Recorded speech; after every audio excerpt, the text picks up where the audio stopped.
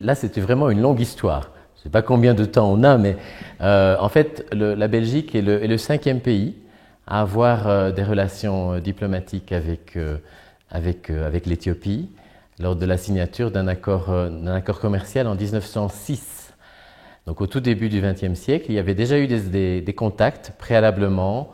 Au milieu du XIXe siècle, aux alentours de 1846, déjà des contacts entre les deux pays. Donc ça remonte déjà à plus de 120 ans maintenant. Et la première visite éthiopienne en Belgique date de 1919. Par la suite, les deux pays ont continué à avoir des relations très, très intenses. La Belgique a contribué à la formation de la garde impériale dans les années 30. Dans les années 30 également, et c'est à noter, c'est la Belgique qui a appuyé très fortement pour que l'Éthiopie devienne membre de la Société des Nations à Genève. Vous savez, la Société des Nations est l'ancêtre de l'Organisation des Nations Unies. Nous sommes restés très présents également pendant la période difficile de la Seconde Guerre mondiale. Et des troupes belges, des troupes coloniales belges, sont venues ici en Éthiopie avec les patriotes éthiopiens pour contribuer à la libération du pays. Et elles ont eu un rôle déterminant lors de la bataille de Gambela dans les années 40, au début des années 40. Il y a d'ailleurs des officiers belges qui sont enterrés ici à Addis Abeba. Puis, bien sûr, les relations se sont poursuivies. Des industriels belges ont contribué à l'installation de secteurs, notamment textiles, ici en Éthiopie. Nous avons eu une visite d'État de Sa Majesté le roi Baudouin et la reine Fabiola dans les années 70. Et puis plus récemment, peut-être à mentionner, la Belgique a contribué avec la police éthiopienne et donc la police belge également, a retrouvé la fameuse croix de Lalibela qui avait été volée et qui s'était retrouvée sur le marché de l'art en Belgique. Donc les relations sont très anciennes, sont très intenses et nous continuons à les animer.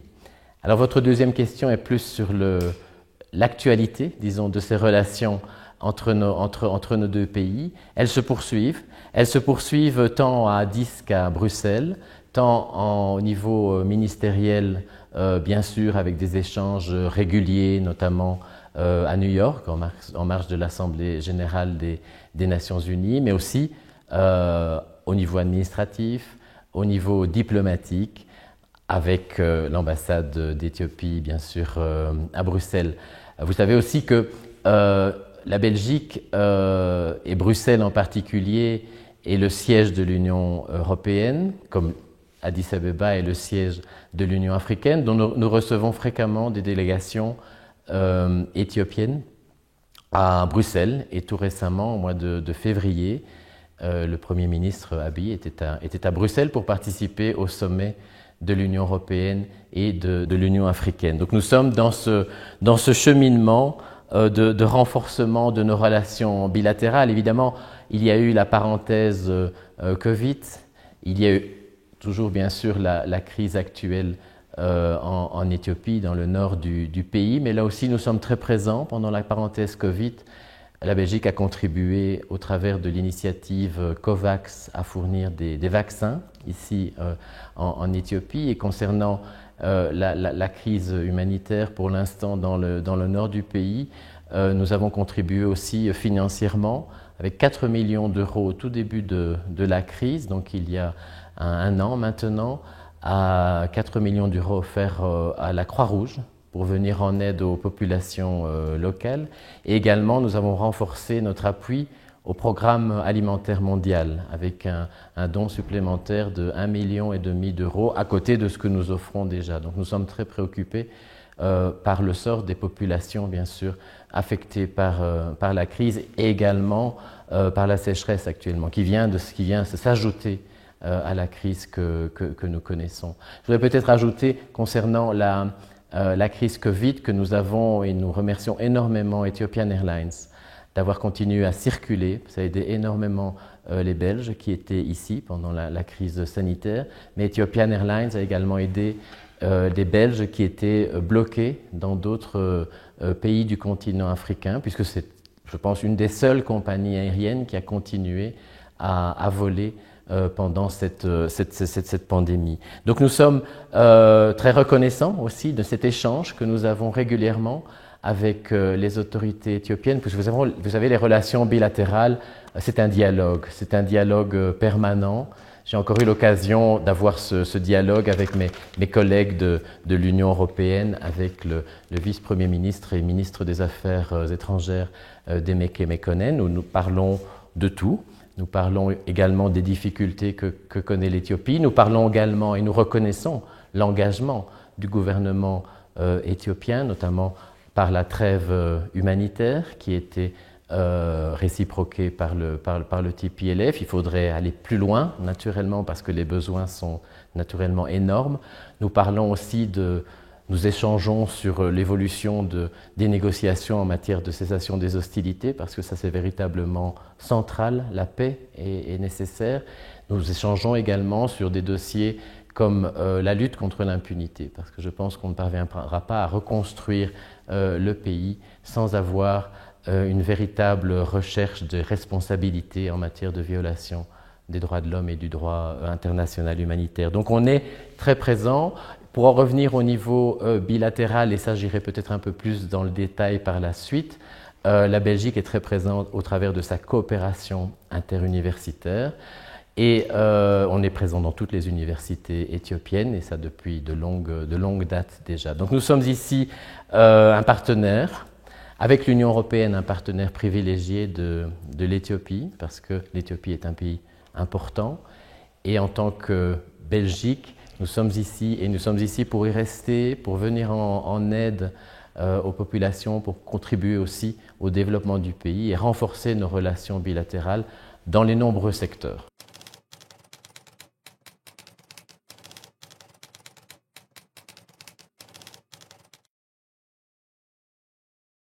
L'Éthiopie, en fait, occupe la 84e place des clients de la Belgique.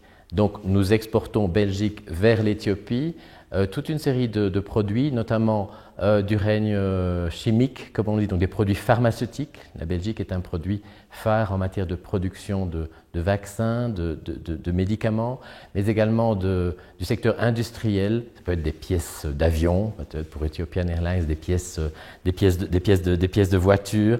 Nous sommes très présents également, et ça, c'est un peu anecdotique, mais quand même important. Nous exportons du malt vers l'Éthiopie à ce jour. Et le malt, vous savez, c'est un des composants de la bière. Donc la bière éthiopienne a un peu le goût du malt belge. Alors dans l'autre sens, parce que c'est important aussi de signaler, l'Éthiopie est pour la Belgique en fait la 10e destination de ses produits d'exportation. Donc l'Éthiopie exporte je pense pour près de 3,5% de ses exportations vont vers la Belgique.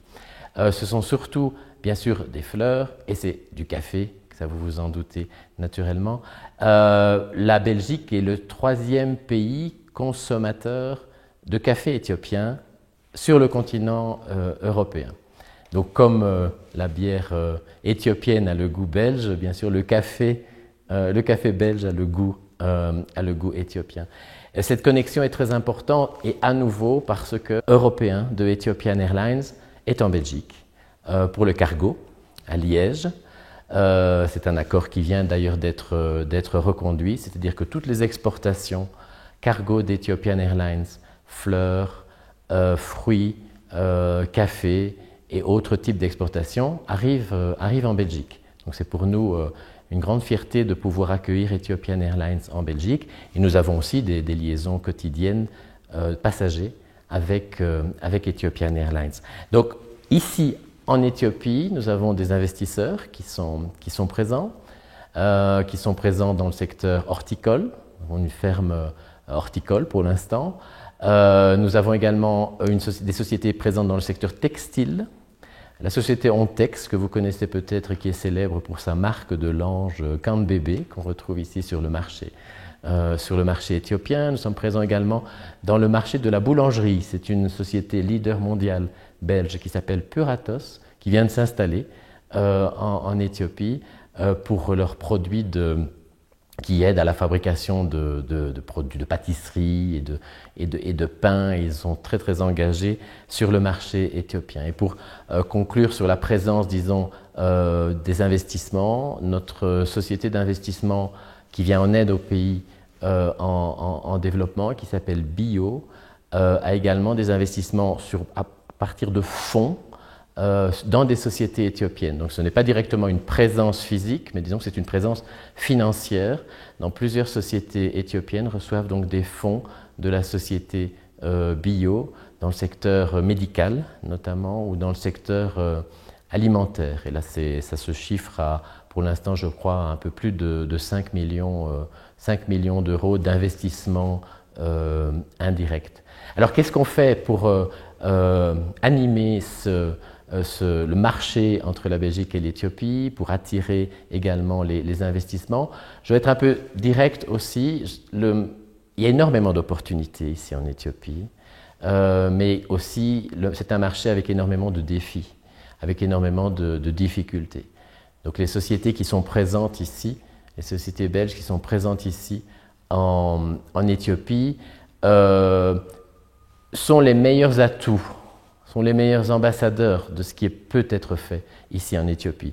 Il faut reconnaître qu'il y a parfois des difficultés parce que le climat d'investissement est peut-être très intéressant en théorie, mais quand il s'agit d'être présent et de s'installer, les difficultés peuvent survenir. Mais malgré cela, nous essayons avec ma collègue, l'ambassadeur Hirut Zemene à Bruxelles, qui est vraiment un ambassadeur de choc en matière de diplomatie économique, nous essayons de continuer à attirer les investissements et de favoriser les échanges économiques entre les deux pays.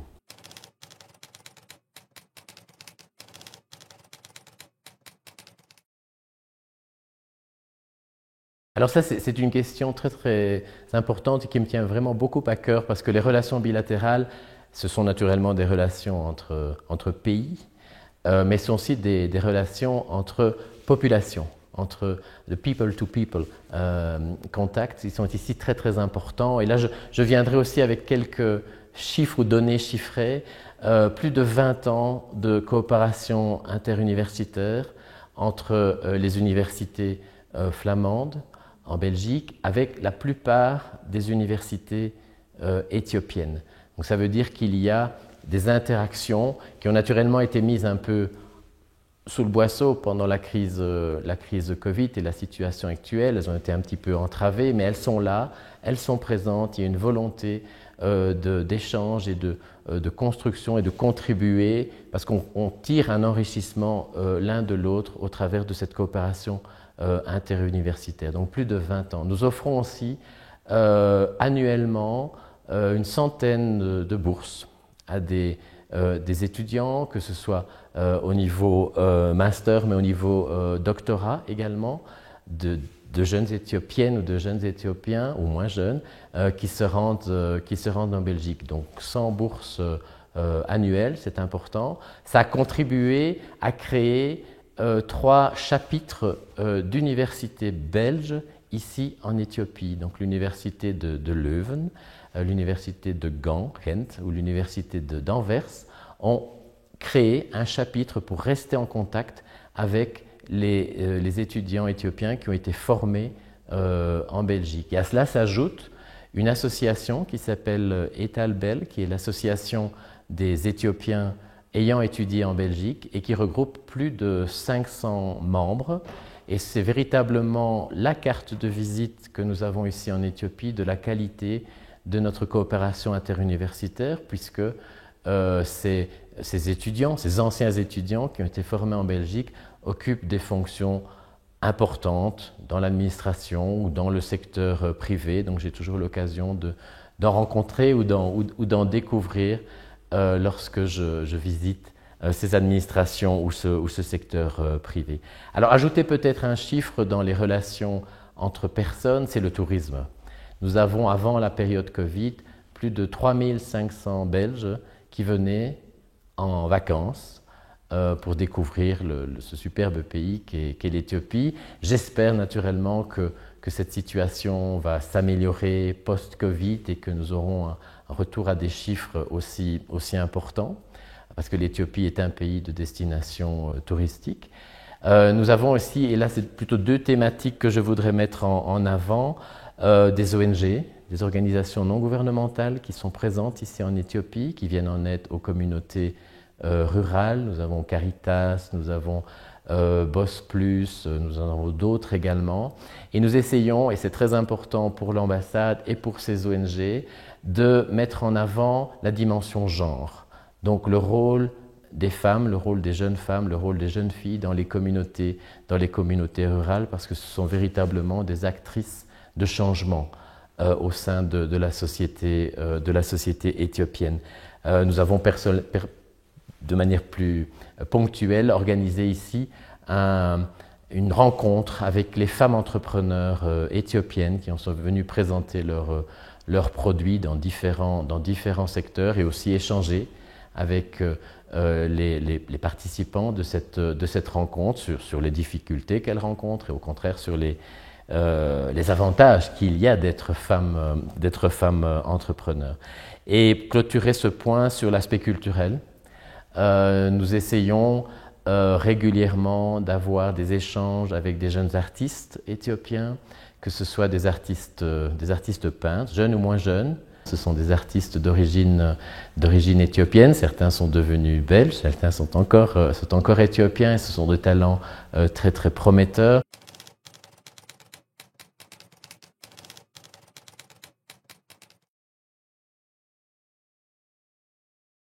Les relations bilatérales, en fait, sont construites sur un dialogue, sur un respect mutuel.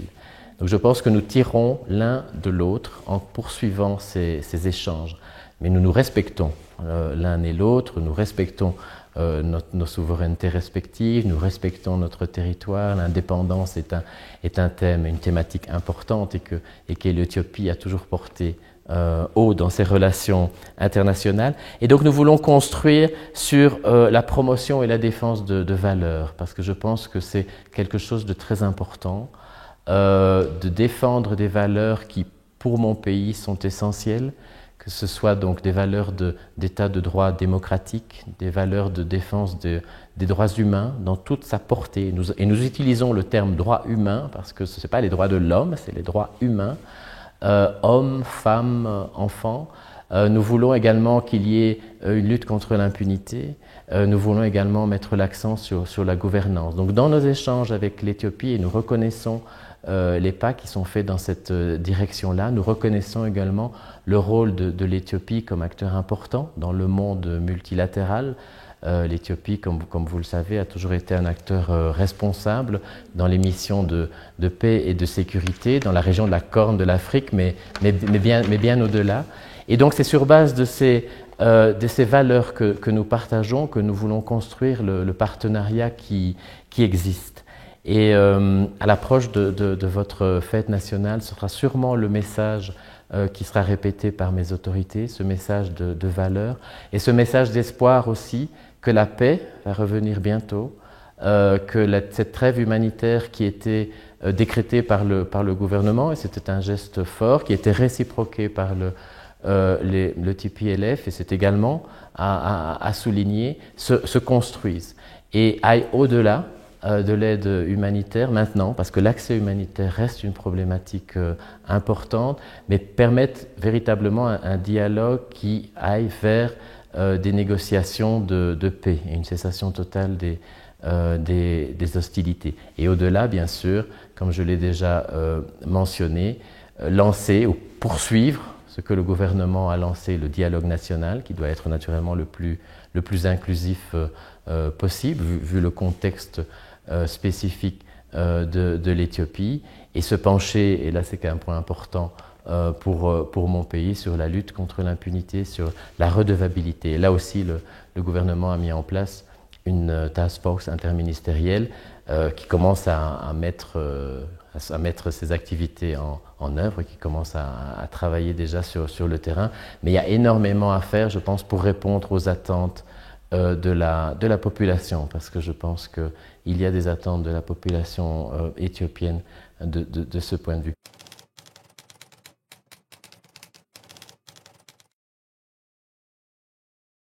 En fait, mon message sera plutôt un message de gratitude et de reconnaissance vis-à-vis de la population éthiopienne euh, qui accueille l'ambassade de Belgique, qui m'a accueilli il y a 4 ans. Ce sentiment d'hospitalité, je pense que je peux parler au nom de tous mes collègues belges ici au sein de l'ambassade, on le sent très profondément. Et j'avais eu l'occasion de visiter l'Éthiopie il y a une vingtaine d'années et je suis véritablement toujours fasciné par l'histoire, par la culture, par la nature, la faune et la flore qui est tout à fait incroyable, par la cohabitation aussi des religions, quelque chose d'assez unique, par la gastronomie, entre autres, d'un pays qui finalement est unique en Afrique de par son histoire et de par son passé. Donc pour moi, c'était, et c'est toujours, parce que mon mandat arrive à son terme, mais vraiment un grand honneur de pouvoir servir mon pays dans un pays qui est l'Éthiopie, qui est aussi exceptionnel. Et surtout de pouvoir rencontrer des Éthiopiennes et des Éthiopiens aussi engagés dans tous leurs secteurs, dans tous les secteurs d'activité où ils sont présents. Je suis face à vous et vous êtes une journaliste femme et votre caméraman est également une femme. Eh bien ça c'est quelque chose qu'on ne voit pas forcément partout. Et ça c'est important. Je pense que la valeur genre qui a été mise en évidence et qui continue de l'être est quelque chose d'assez essentiel. Et donc c'est un peu ce message de gratitude et puis en fait de reconnaître que l'Éthiopie reste un pays essentiel pour la stabilité de la Corne de l'Afrique et plus largement du continent. Je suis arrivé au moment du lancement des réformes politiques, des réformes économiques. J'ai dû malheureusement, comme tout le monde dans le monde entier, vivre avec la population éthiopienne la pandémie du Covid, du coronavirus, et puis depuis 18 mois, malheureusement, cette crise au nord du pays avec ses impacts sur la population éthiopienne. Mais je pense que nous devons garder espoir parce qu'il y a vraiment des forces vives en Éthiopie, femmes et hommes, qui sont désireuses de paix, qui sont désireuses de réconciliation, qui sont désireuses de dialogue. Il faut se parler. Nous sommes au XXIe siècle avec les moyens dont nous disposons aujourd'hui. C'est très facile de se parler, mais c'est très facile aussi de propager malheureusement un discours de haine.